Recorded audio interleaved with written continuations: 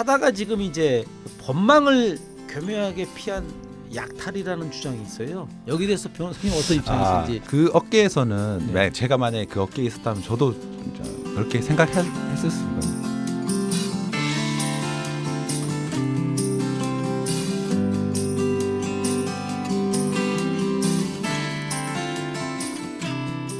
모빌리티에 대해서 오늘 얘기 나누고자 합니다. 여러분 잘 아시는 타다입니다. 그래서 우리가 타다에 대해서 지금 얼마 전에 택시 업계에서 이런 말을 했더라고요. 6월 19일 날 집회에서 교통 생태계를 교란하는 타다는 퇴출돼야 한다. 그래서 오늘 제가 모신 분은 굉장히 어렵게 모셨습니다. 천찬희 법률사무소의 대표 변호사를 하고 계시는 우리 천찬희 변호사님을 모시고 이 타다에 대해서 말씀을 좀 나누고자 합니다. 첫 번째 질문이 뭐냐면은 최근에 이제 타다 갈등의 쟁점이 저도 이제 언뜻 이제 타다에 대해서 이렇게 많이 이제 리뷰도 해보고 이제 뉴스도 좀 검색을 해봤는데요. 그 타다의 갈등의 핵심 정점이 뭔지 그리고 이거에 대해서 변호사님으로서 법률가로서의 입장은 뭔지. 지금 우리나라에서 이렇게 유상운송업을 하기 위해서는 그러니까 면허를 취득해야 됩니다. 그런데 이런 타다 쪽에서는 자동차 대여 사업을 등록을 한 뒤에 네. 그렇게 실질적으로는 이제 택시 운송 사업을 하게 되는 거죠. 그럼 렌터카 사업은 이제 갖고 있군요.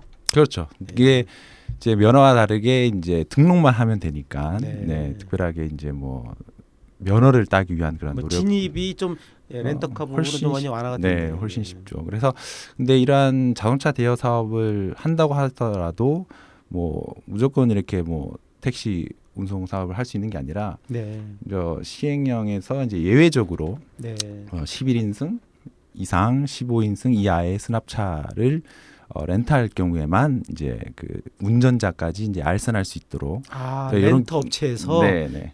그렇군요. 네, 그래서 이제 만약에 이용자들이 타다 서비스를 이용하기 위해서 이제 만약에 앱을 사용하든가 이렇게 하게 되면 이제 자동차 대여 렌탈을 함과 동시에 이용자를 용역 계약을 동시에 체결하게 되는 겁니다. 네.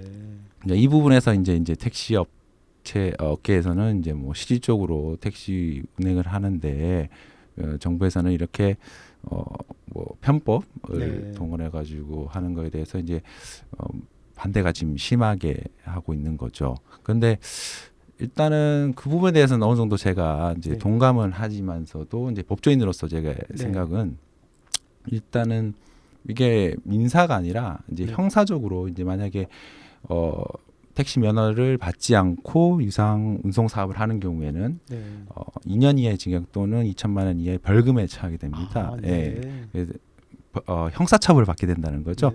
이제 우리나라에서 이제 형사와 관련된 경우에는 이제 일반적으로 이제 엄격하게 해석할 수밖에 없습니다. 왜냐하면 일반적으로 우리가 살아가는 데 있어서 이런 법에서 이제 금지되지만 않으면 자유롭게 할 수 있는 그런 자유가 있어야 되고 이제 예견 가능해야 되기 때문에 만약에 이러한 법률의 규정에 의하지 않음에도 불구하고 처벌하게 된다면 이제 이거는 자의적으로 국가가 국민을 이제 처벌할 수 있는 근거를 마련하기 때문에 이러한 거에 대해서 이제 엄격하게 해석해야 된다. 그런 기본적으로 생각에서는 제가 보기에는 이제 형식적으로는 뭐 불법은 아니다. 이런 입장입니다. 형사처벌의 대상이 될 수 있는데 죄형법정주의 제가 알기로 죄형법정주의 때문에 명확하게 명시적으로 조항을 위배했을 때 처벌할 수 있다.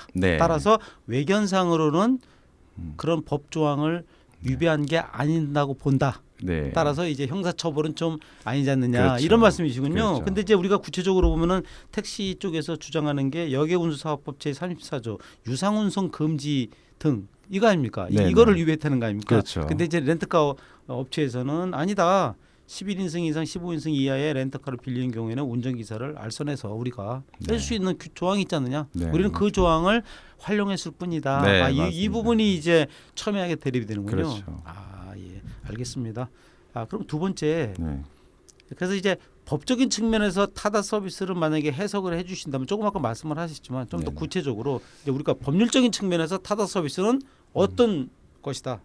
제가 판례를 대법원 네네. 판례를 좀 찾아봤는데 네. 옛날 그 지금 법률 규정에 다르게 네. 그 옛날에는 화물 자동차 예, 같은 네. 경우에는 이제 유상 운송을 금지하는 법률 규정이 없었습니다. 지금은 있는데. 예, 지금 있죠. 네, 지금 있죠. 네. 네, 그 2003년도에 네. 누가 화물 자동차로 이제 운송을 그러니까 유상 운송을 한 사람이 있었습니다. 네.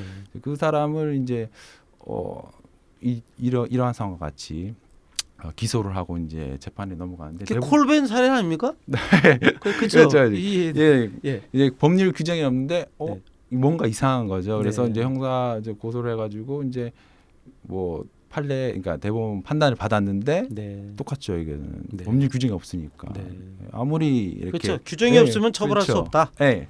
그러니까 네. 제가 말씀드린 것은 이제 타다워도 이제 이와 같이 법률 규정에 어긋나지 않는 이제 네. 새로운 플랫폼, 그렇죠. 교통 플랫폼을 이제 그래서 게시한 거고 네. 이 부분에 대해서는 법률적으로는 이제 문제가 없다 네. 이제 이렇게 생각하고요. 좀 더 말씀드리자면 이러한 렌탈 사업을 하면서 이렇게 예외 규정을 둔 취지가 네. 관광 예를 들어 이제 보통 보통을 요즘 많이 하고 이제 일종 그렇죠. 보통 운전면허를 가지고 있는 사람이 없으니까 이제 그런 사람들이 이제 뭐 렌탈을 하려고 하는데 이제 운전을 할 수 없으니까 이제 운전자까지 같이 알선해 줄 수 있는 이제 근거를 마련하기 위해서 이제 2014년도 제가 네. 2014년도쯤에 이제 이 법이 이제 개정이 됐다고 알고 있는데 아무리 이렇게 그렇게 입법 취지가 그렇다 하더라도 이제 우리 유사운송 같은 경우 한다고 한다면 실질적으로 그 입법 취지에 맞게 무조건 해야 된다 이렇게 할 수가 없는 게 만약에 다른 식으로 한다고 하더라도 어떻게 이쪽에서는 합법이고 저쪽에서 합법이고 적법하고 불법이다라고 이제 적용한다면 이제 법적 안정성이 무너지기 때문에 제가 보기에는 이제 타다는 법률적으로는 큰 문제가 없다. 형식적으로는 이제 그렇게 생각하고 있습니다. 제가 보니까요. 여객운수사업법 제 34조 2항에 또 이런 말이 있더라고요. 다만 외국인이나 장애자 등 대통령령으로 정하는 경우에는 운전자를 알선할 수 있다. 이 얘기는 제가 볼 때는 관광을 위해서 외국인이 뭐 단체로 왔을 때 운전자를 알선해 줘야 될 거 아니냐. 그렇죠. 또 장애자는 운전을 못 하니까요. 운전면허가 없을 수가 있으니까 이런 부분으로 해가지고 그런 예외 조항을 2항에 넣는 것 같습니다. 근데 문제는 이제 이게 그러면 외국인하고 장애자만 태워야 되느냐? 좀 아까 변호사님은 그건 아니다. 법은 그렇게 돼 있어도 우리가 이 적용은 좀 범용적으로 할 수 있어도 그걸 처벌할 수 없다. 거기 그러니까 34조 2항 단서에 그렇게 있고 그다음에 여객사업운수사업법 시행령 18조 지금 바목에 이렇게 11인승 15인 이하 승합차를 이제 허용하고 있는데 거기에 이제 법률에는 모든 걸 다 사례를 다 들을 수 없으니까 시행령에 위임을 해서 규정한 건데 구체적으로 한 거죠. 어떠한 경우에 그렇다면 그 범위에 들어간다면 적법하다고 볼 수밖에 없는 거다.